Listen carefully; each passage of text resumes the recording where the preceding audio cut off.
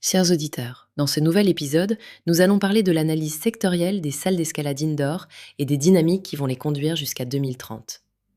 Le marché mondial est estimé entre 3,3 et 3,6 milliards d'US dollars en 2024, avec une croissance annuelle de 9 à 11% sur 2025 à 2033, portée par les marchés européens et nord-américains qui restent des plus matures et par l'émergence de concepts hybrides associant escalade, restauration, coworking et événements.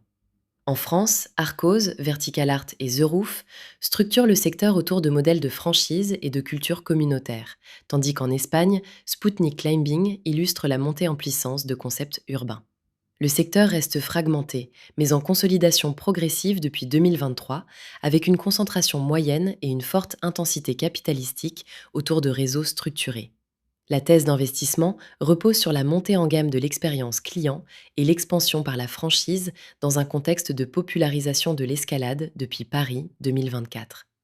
Les modèles gagnants combinent franchise et réseau multisites, offres complémentaires comme formation et restauration, et une digitalisation croissante des services, avec murs connectés, murs IA, plateformes de suivi. Les poches de marge se basent sur la premiumisation, la fidélisation et l'innovation technologique dans les murs et services.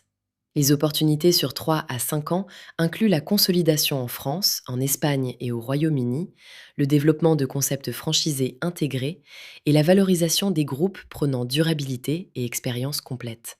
Des scénarios de rupture existent. Technologiques, avec murs connectés, capteurs IA et plateformes de suivi, avec des gagnants comme Arcos, Waltopia et EP Climbing.